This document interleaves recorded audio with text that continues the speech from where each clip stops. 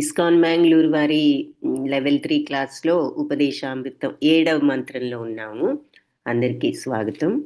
ఓం అజ్ఞానతిమిరాంధస్య జ్ఞానాంజనశలాకయా చక్షురున్మిళితం యేన తస్మై శ్రీ గురవే నమః. నమో ఓం విష్ణుపదాయ కృష్ణప్రేష్ఠాయ భూతలే శ్రీమతే భక్తి వేదాంత స్వామి ఇతి నామినే. నమస్తే సరస్వతి దేవి గౌరవాణి ప్రచారిణే నిర్విశేష శూన్యవాది పాశ్చాత్య దేశధారిణే. हे कृष्णा करुणा सिंधो दीनबंधो जगत्पते गोपेश गोपिका कांता राधा कांता नमोस्तुते. तप्त कांचन गौरांगी राधे बृंदावनेश्वरी वृषभानुसुते देवी प्रणमामि हरिप्रिये. जय श्री कृष्ण चैतन्य प्रभु नित्यानंद श्री अद्वैत गदाधर श्रीवासादि गौर भक्त वृंद. हरे कृष्ण कृष्ण कृष्ण हरे हरे हरे राम राम राम हरे हरे. हरे कृष्णा कृष्ण कृष्ण कृष्ण हरे हरे राम राम राम हरे राम हरे राम हरे कृष्ण कृष्ण कृष्ण हरे हरे हरे राम राम राम हरे हरे. हरे कृष्ण कृष्ण कृष्ण कृष्ण हरे हरे हरे हरे राम राम राम हरे हरे. हरे कृष्ण माता जी दंडवत प्रणामालु. हरे कृष्ण माताजी. हरे कृष्ण माताजी ప్రణామాలు మాతాజీ. హరే కృష్ణ మాతాజీ అందరికీ ప్రణామాలు. ఉపదేశామృతంలో మొదట చూసినటువంటి 6 మంత్రాలు చూసాము. ఈరోజు 7వ మంత్రం. సో మీరు కో-హోస్ట్ ప్రభుజీ. సో ఈ 6 మంత్రాల్లో మనం మొట్టమొదట చూసింది ఏమిటి అంటే ఫస్ట్ మంత్రం 6 వేగాల్ని అరికట్టుకోవాలన్నది చూసాం. ఏది వాయువేగము, క్రోధ వేగం కానీ, మరి వాక్ వేగం కానీ, మనోవేగం కానీ, జీవ వేగము ఉదర వేగం అని చెప్పారు మాతాజీ. వేగము, ఉదర వేగము, జననాంగాల వేగము. సో ఈ 6 వేగాలు అరికట్టుకున్నవాడు ఎలా ప్రపంచానికే గురువు అయ్యేటటువంటి అర్హత ఉన్నవాడు అవుతాడంటే అంతటి గొప్పతనం ఉన్నది ఈ 6 వేగాలు అరికట్టుకున్న వాళ్లకు అని చెప్పి ఫస్ట్ది చూసాం. తర్వాత భక్తికి ఆటంకంగా ఉండే 6 విషయాలు ఏమిటి అన్నది చూసాం. వాటిల్లో మరి కొన్ని ఏంటి, ఎక్కువగా తినాలనుకోవడం, టూ మచ్గా తినడం, టూ మచ్గా కూడబెట్టాలని స్వార్థంతో అనుకోవడం, ఆ తర్వాత మరి మనకు అందని వాటి కోసం అరులు జాచి అవి తెచ్చుకోవాలని అవస్థలు పడడం, మరి అనవసరపు ప్రసంగాలతో కాలయాపన, అన్నెసెసరీ మాటలు మాట్లాడటం, శాస్త్రాలను సరిగ్గా ఫాలో అవ్వకుండా మరి ఒకవేళ ఫాలో అయిన స్వార్థం కోసం ఫాలో అవ్వడం. అంటే ఉదాహరణకి ఏం చెప్పుకున్నాము, వ్రతాలు పూజలు ఏదో లాభం కోసం చేయాలనుకోవడం, ఆ తర్వాత విపరీతంగా ఈ భౌతిక వాంఛల మీద కోరికలు ఉంచుకోవడం, ఇవన్నీ కూడా భక్తికి ఆటంకాలు. భక్తికి అనుకూలమైన విషయాలు ఏమిటి అంటే మరి సత్సాంగత్యం, అంటే భక్తుల సాంగత్యం. ఈ భౌతిక విషయాలను మనం ముందు అన్నిటికంటే ఉత్సాహం అన్నారు, అంటే శ్రద్ధ ఉండాలి, ఆ తర్వాత సహనం ఉండాలి, ఆ తర్వాత విశ్వాసం ఉండాలి. శ్రద్ధ, విశ్వాసం, సహనం, ఓర్పు. మొదట్లో అమృతం విషంలాగా ఉంటుంది, తర్వాత అమృత తుల్యంగా ఉంటుంది ఈ ఆధ్యాత్మిక మార్గం.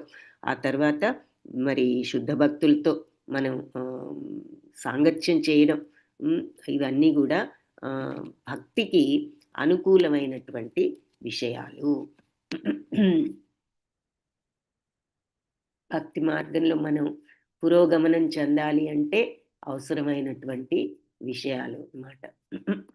సో అశ్రద్ధ, విశ్వాసం, మరి సహనంతో ఉండడం. ఆ తర్వాత నియమాలంటే భగవన్నామ స్మరణలో, శ్రవణ కీర్తన స్మరణాల్లో మనం గడపడం. ఆ తర్వాత భక్తులు కాని వారి సాంగత్యాన్ని త్యజించడం. లాస్ట్ది గురువు యొక్క అడుగుజాడ, పూర్వ గురువులు ఉన్నారు కదా, అటువంటి మహానుభావుల అడుగుజాడల్లో నడుచుకోవడం. ఈ 6 లక్షణాలు భక్తిని తప్పకుండా మనకు సమకూరుస్తాయి, భక్తిని పెంచుకునే మనకు కలిగిస్తాయి. ఇక 4వ దాంట్లో ఈ శుద్ధ భక్తులు అనే వాళ్ళు పంచుకునే విషయాలు ఏమిటి అన్నది చూసాం. వాళ్ళు ఏం పంచుకుంటారు? వాళ్ళు 6 విషయాలు చూసాం అక్కడ కూడా. ఏమిటి? ముందు దానం వాళ్ళు ఇస్తారు. దానం ఎవరైనా ఇచ్చినా పుచ్చుకుని అది సత్ప్రయోజనం కోసం వాడతారు.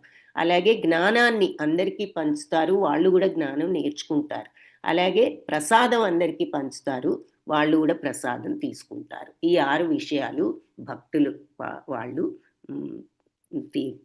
పంచేవి, ఇచ్చేవి అని చూసాం.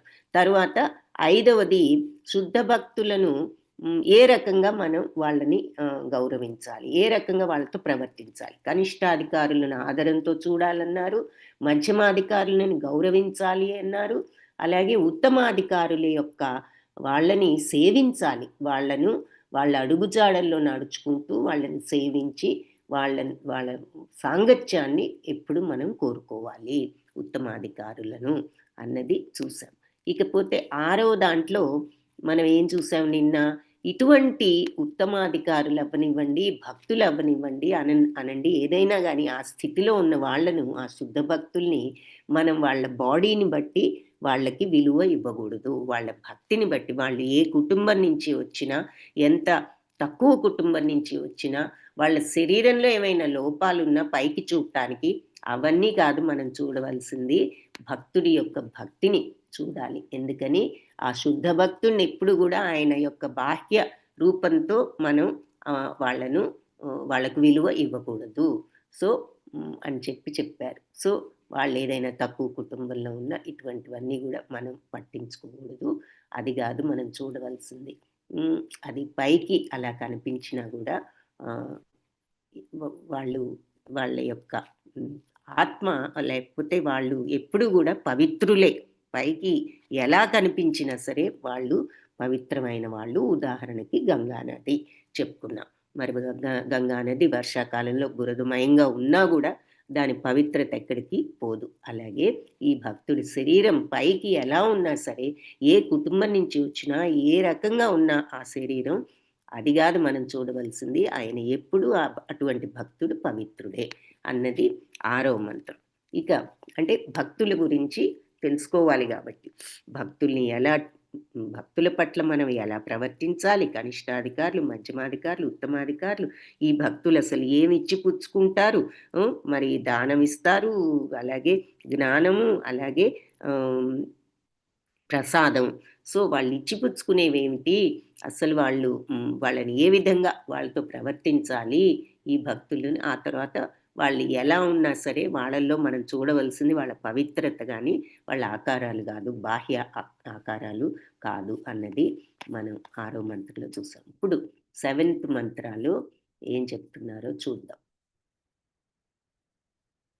ఈ కంటిన్యూయేషన్ చూద్దాం. 7th మంత్రం ఏమిటి అన్నది. అది స్యాత్ కృష్ణనామచరితాది సిత్యాప్య విద్య పిత్తోపతప్తరస్సనన్య సనస్య నరోచికాను కింత్వాదరాదను అనుదినం ఖలు సైవ జుష్ట స్వాద్విక్రమాద్భవతి తద్గదమూలహంత్రి. సో పవిత్ర నామం, భగవంతుడు శ్రీకృష్ణుడి యొక్క కృష్ణనామం అన్నారు కదా. అంటే శ్రీకృష్ణుడి కృష్ణనామ చరిత ఆదిసిత అంటే శ్రీకృష్ణుడి యొక్క పవిత్ర నామం చరిత్ర, ఆయన యొక్క చరిత్ర, ఆదిశిత అంటే ఆయన యొక్క లీలలు, ఇవన్నీ ఎలాంటివి అంటే ఆయన చరిత్ర ఇవన్నీ కూడా పటిక బెల్లం లాంటివి. అంటే అంత తీయనైనవి. ఆయన నామం ఏమిటి, ఆయన చరిత్ర ఏమిటి, ఆయన లీలలు ఏమిటి, ఇవన్నీ పటిక బెల్లం అంతా తీయనివి, మధురమైనవి. అంటే అంతటి మధురమైనవి అయినప్పటికీ కూడా, స్యాత్ అపి అంటే అయినప్పటికీ, అంటే నామము, చరిత్ర, లీలలు ఇవన్నీ ఎంత మధురంగా ఉన్నప్పటికీ కూడా అవిద్యాపిత్త ఉపతప్త రసనస్య అన్నారు. అంటే అవిద్య, ఇక్కడ అవిద్యాపిత్త ఉపతప్త రసనస్య అంటే అజ్ఞానం అనేటటువంటి పైత్యంతో తపించబడే నాలుక ఉన్నవాడికి నరోచిక, ఇది రుచికరం కాదు. ఎంత ఆశ్చర్యం!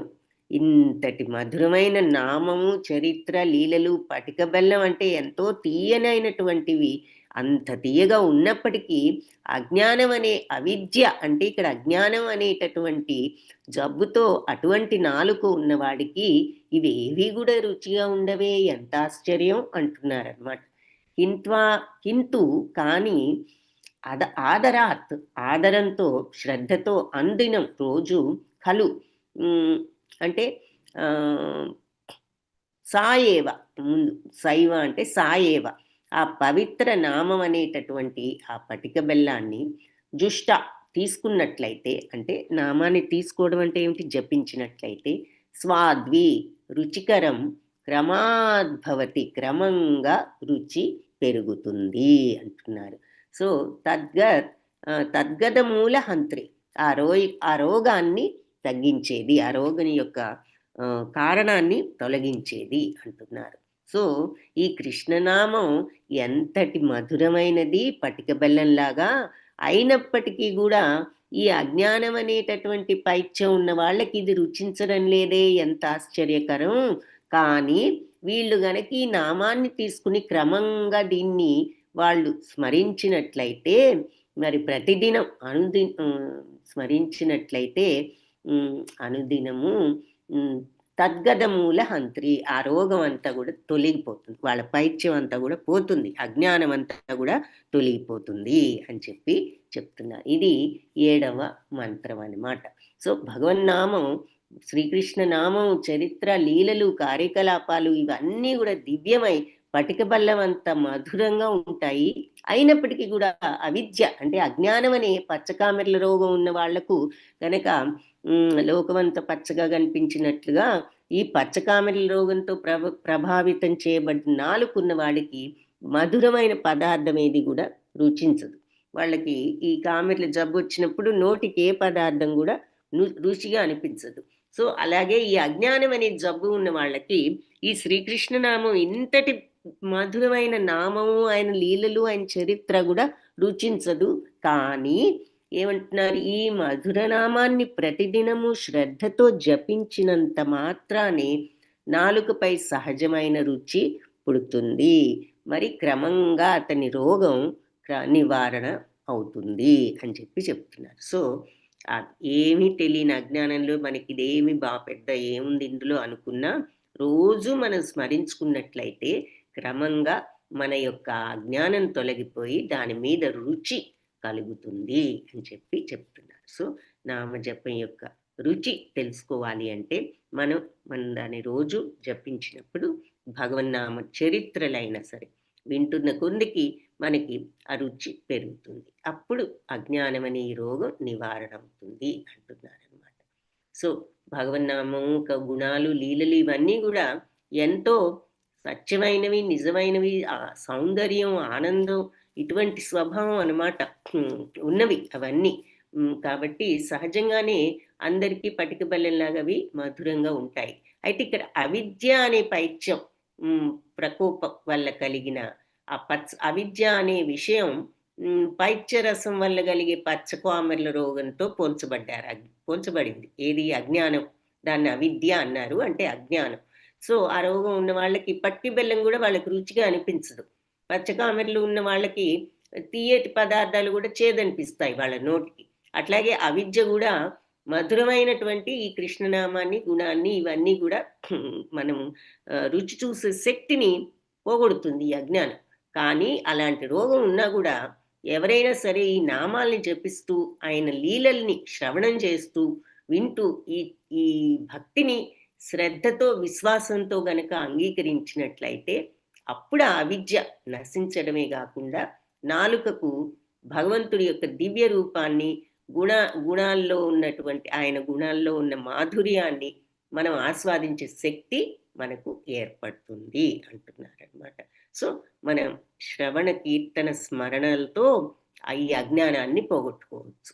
అది కాబట్టి క్రమంగా ఇలా భక్తి అలవర్చుకోవడం చేతనే ఇలాంటి ఆధ్యాత్మిక ఆరోగ్యం మనకు ఏర్పడుతుంది. అప్పుడు ఈ రోగం పోయి మెల్లగా ఆధ్యాత్మిక ఆరోగ్యం సమకూరుతుంది అంటున్నారు.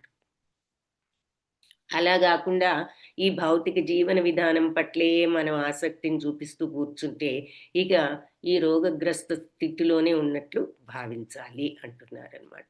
సో భగవంతుడి భక్తిలో ఉండడమే మనకి నిజమైనటువంటి స్థితి అంటున్నారు భగవత్ సేవకుడిగా. సో జీవేర్ స్వరూప్ హోయ్ కృష్ణేర్ నిత్యదాస్ అంటే భగవత్ సేవకుడిగా ఉండటమే మన నిజస్థితి. శ్రీకృష్ణుడి మాయాశక్తి చేత ఆకర్షితులై భగవంతుడిని విస్మరించినప్పుడు ఈ నిర్మలమైన స్థితి నశిస్తుంది. అది అంటే ఆ శుద్ధ స్థితి ఏమిటి? సచ్చిదానంద స్థితి. ఎప్పుడైతే ఈ భౌతిక ప్రపంచపు మాయలో పడిపోతామో ఈ శుద్ధమైన స్థితి పోతుంది మనందరికీ కూడా. మరి పుట్టినప్పుడు ఎంతో నిర్మలంగా ఉంటారు. క్రమేణా చూడండి ఎలా పిల్లలు కూడా ఎలా నేర్చుకుంటారు. ఎత్తుకుని దించితే ఏడవడం మొదలు పెడతారు పసిపిల్లలు కూడా. అట్లా క్రమంగా మాయలోకి వస్తూ ఉంటాం అన్నమాట.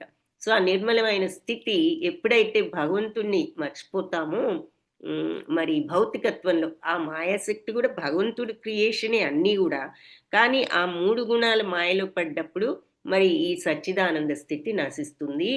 ఈ ప్రపంచం మరి మాయా ప్రపంచం దురాశ్రయం, అసత్యం లేక చెడు ఆశ్రయం ఉన్నదని చెప్పారు ఈ మాయా. సో ఈ దురాశ్రయంలోనే విశ్వాసం ఉంచుకున్న వాళ్ళు ఇక అందరి సుఖాల కోసం ఆశపడుతూ ఉంటారు. ఇక ఎంతసేపు ఈ భౌతిక సుఖాలు మనకు అందరివి కూడా కావాలని ఆశపడుతూ ఉంటాం కదా. సో ఇలాంటప్పుడు ఇంకా అది మరి భక్తికి ఆటంకం అని చెప్తున్నారు కదా. సో అజ్ఞానం వల్ల వాళ్ళ భౌతిక ప్రయత్నాలు అన్ని భగ్నమైనా కూడా వాళ్ళ తప్పులు వాళ్ళు తెలుసుకోలేరు. ఇట్లా ప్రయత్నిస్తూనే అందని వాటి కోసం మరి అందరివి ఎలాగూ అందము. అయినా కూడా మనం ఎందుకు ఈ రకమైన అందని వాటి కోసం అరులు దాచడం, భగవంతుడి వైపు ఆధ్యాత్మికత వైపు మనసు తిప్పుదాం అనుకోకుండా ఈ భౌతికత్వంలోనే ఉన్నామంటే ఇలాగే ఇక మన తప్పును మనం ఎలా తెలుసుకుంటాం? కాబట్టి ఈ పైగా ఒక తప్పును ఇంకొక తప్పుతో సరిదిద్దుకోవాలని ప్రయత్నిస్తూ కూడా ఉంటారు. ఇదే జీవన పోరాట లక్షణం. ఎవరైనా సరే ఇటువంటి స్థితిలో ఉన్న వాళ్ళు ఈ భక్తి మార్గాన్ని స్వీకరించి సుఖంగా ఉండండి అని బోధించామనుకోండి, వాళ్ళు వినరు అంటున్నారు. అంటే అంతగా ఈ కోరికలకు కట్టుబడి మాయలో ఉన్న వాళ్ళకి ఈ భక్తి మార్గం అని చెప్పినా కూడా నచ్చదు అంటున్నారు అనమాట. కాబట్టి గాఢంగా ఉన్న ఈ అజ్ఞానాన్ని తొలగించడానికి మనకి ఈ నామజపం ఉపయోగపడుతుంది. శ్రవణం, కీర్తనం అంటున్నారు.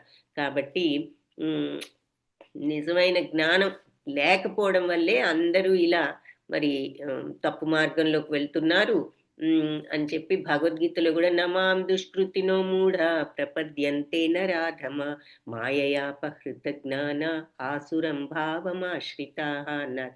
సో నన్ను మూఢులు 4 రకాల వాళ్ళు ఎప్పుడూ ఆశ్రయించరు అని భగవంతుడు అన్నారుగా. మూఢులు, మరి నరాధములు, మాయతో ఉన్న జ్ఞానం పోగొట్టుకున్న వాళ్ళు, తర్వాత రాక్షస దానవ స్వభావం ఉన్నవాళ్ళు, వీళ్ళందరూ ఎప్పుడు కూడా నన్ను శరణు వేడరు అని భగవంతుడు చెప్పారు. కాబట్టి ఇదంతా మరి అజ్ఞానం.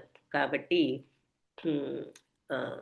భగవంతుడి ఆశ్రయాన్ని పొందాలనుకునే వాళ్ళ ప్రయత్నాలను కూడా వీళ్ళు వ్యతిరేకిస్తారనమాట. సో అట్లా పచ్చకామెర్ల వ్యాధితో బాధపడ్డట్టు ఇక్కడ అటువంటి వాళ్ళని పోల్చారు. ఇక వాళ్ళకి భక్తి పట్ల ఏమాత్రం ఇంట్రెస్ట్ ఉండదు. కానీ దీనికి ఒకే ఒక్క ఔషధం ఉన్నది, అజ్ఞానానికి, అవిద్యకు. ఏమిటి అంటే భగవన్నామము, ఆయన యొక్క లీలల్ని వినడం. సో శ్రవణం, మరి స్మరణం, కీర్తనం.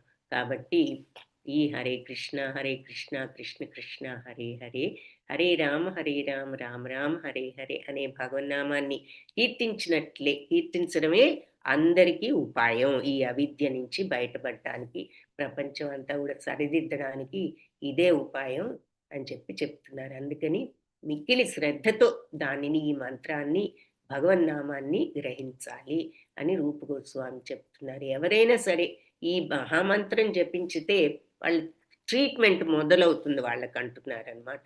ఎందుకంటే భగవంతుడి ఈ నామాన్ని జపించడం వల్ల భౌతిక స్థితిలో ఉన్న వాళ్ళకి వాళ్ళ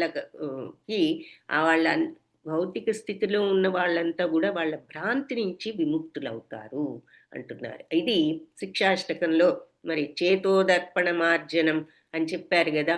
సో అందులో ఈ ఈ భౌతిక స్థితుల నుంచి విముక్తి చేసేటటువంటి ఈ నామం అని చెప్పారు ఎవరు, చైతన్య మహాప్రభు. ఆయన శిక్షాష్టకం అనే ఒక 8 శ్లోకాలు రాశారనమాట. అది రోజు మంగళహారతి చదువుతారు, మీరు అటెండ్ అయితే వినొచ్చు. సో ఒకరి ఆధ్యాత్మిక వ్యక్తిత్వాన్ని గురించిన భ్రాంతి అది అంటే అవిద్య అంటే ఏమిటనేది చెప్తున్నారు. సో అవిద్య వల్ల ఆధ్యాత్మికత లేనప్పుడు ఈ అజ్ఞానం వల్ల, అవిద్య వల్ల అహంకారం కూడా ఏర్పడుతుంది. ఈ అవిద్య అహంకారానికి పునాది, ఫౌండేషన్ అన్నమాట. ఎప్పుడైతే అజ్ఞానం ఉందో అప్పుడే అహంకారం కూడా పుడుతుంది. ఏదో మనకు అన్ని తెలుసు, మనకి ఇంత ఉంది, మనం ఇంత డబ్బులు ఉన్న వాళ్ళం, లేదా ఇంత సౌందర్యం ఉన్న వాళ్ళం, లేదా ఇంత తెలివి గల వాళ్ళం, ఇంత మంచి ఇంటెలిజెన్స్ ఉన్న వాళ్ళం అంటూ ఏదో ఒక కారణంతో మనం అహంకారం పెంచుకున్నామంటే అది కూడా అజ్ఞానమే అంటున్నారు. సో ఆ జబ్బు ఎక్కడుందంటే మనసులోనే ఉంది. కాబట్టి మనసును పవిత్రం చేసుకుని ఇలా భక్తిభావంతో పవిత్రంగా ఉన్నప్పుడు ఈ భౌతిక రోగాలు కూడా మనకి హాని చేయవు. మన మనసులో కూడా ఇటువంటి చెడు కాలుష్యాలు ఉన్నప్పుడే జబ్బులు కూడా మనకి హాని చేస్తూ ఉంటాయి. మనస్సును, హృదయాన్ని ఈ అపోహల నుంచి పవిత్రం చేసుకోవడానికి మనం ఎప్పుడైతే పవిత్రమైన మనసుతో ఉంటామో ఈ రకమైన నియమ నిబంధనలతో మన బాడీలో ఉన్న జబ్బులు కూడా తగ్గిపోతూ ఉంటాయి. కాబట్టి మనసును, హృదయాన్ని అపోహల నుంచి పవిత్రం చేసుకోవాలి అంటే ఎవరైనా సరే ఈ హరే కృష్ణ మహామంత్రాన్ని జపించి తీరాలి. ఇది చాలా సులభమైనది పద్ధతి, చాలా లాభదాయకమైన పద్ధతి అని చెప్తున్నారు. ఇంత ఈజీ పద్ధతి నామజపం చేస్తే మరి మనం ఈ మనసును, హృదయాన్ని పవిత్రం చేసుకోవచ్చు. ఆ రకంగా మనం అజ్ఞానాన్ని పోగొట్టుకుని ఆధ్యాత్మికత వైపు వెళ్ళొచ్చు. అదే మన నిజ స్థితి. కాబట్టి దానికి ఇంత ఈజీ ఉపాయం ఉన్నది అంటున్నారనమాట. కాబట్టి భగవన్నామాలను జపించడం వల్ల మనిషి ఈ భౌతిక జీవనం అనే ఈ దావాగ్ని నుంచి విముక్తుడవుతాడు అని చెప్తున్నారు.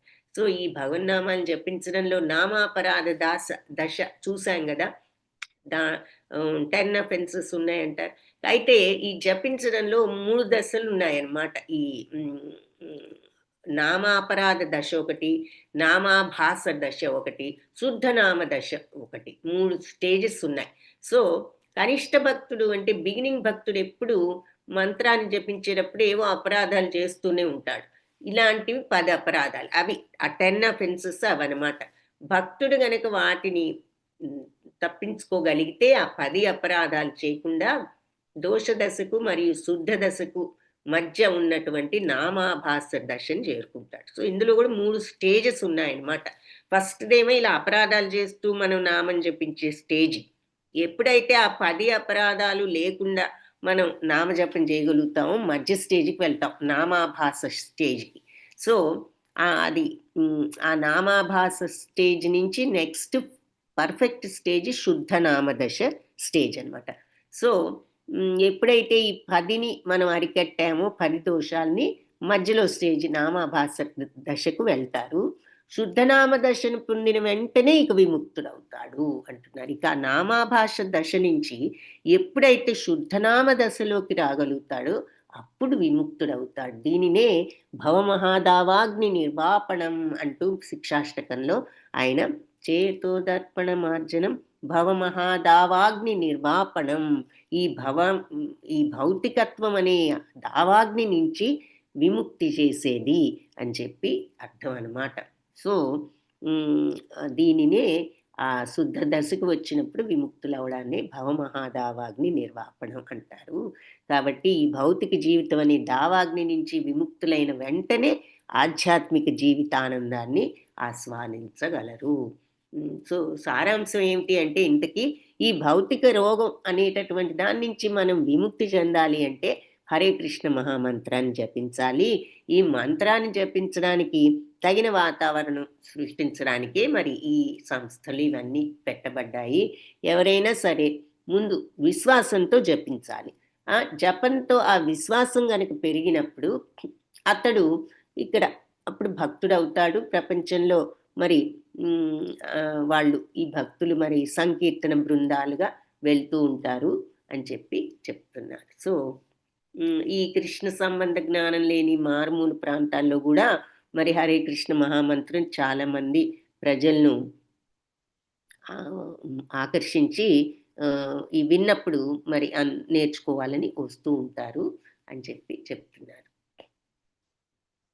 సో 3 దశలు అది. సో మనం నామాపరాధ దశ నుంచి నామాభాస దశలోకి రావడానికి ప్రయత్నించాలి.